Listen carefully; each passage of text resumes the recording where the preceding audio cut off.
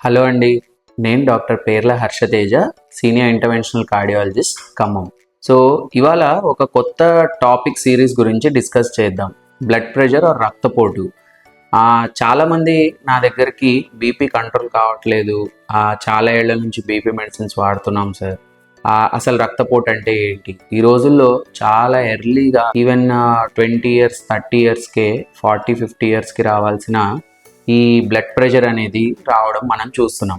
So over a next series of videos మనం దీని గురించి తెలుసుకుందాం.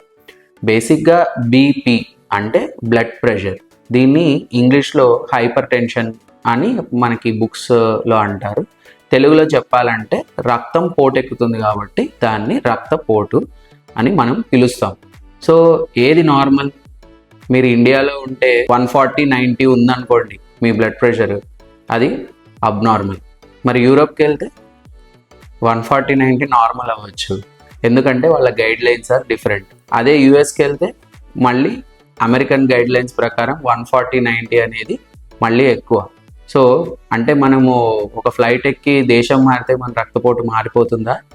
అలా కాదు కదా.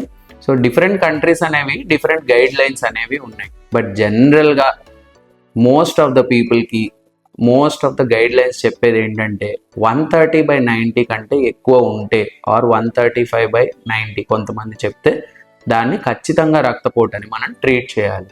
సో 120/80 అనేది నార్మలా? యాక్చువల్గా కాదు. మీ బీపీ అనేది 120/80 కంటే తక్కువ ఉండాలి. అంటే నార్మల్ రొటీన్ పీపుల్కి, మనం యంగ్ హెల్తీ పీపుల్ టీనేజ్లో కానీ 20s 30sలో కానీ చూసుకుంటే చాలామందికి మనం మెజర్ చేసుకున్నప్పుడు 116/80 అను 112/76 అనో వస్తుంది. సో ఇది నార్మల్.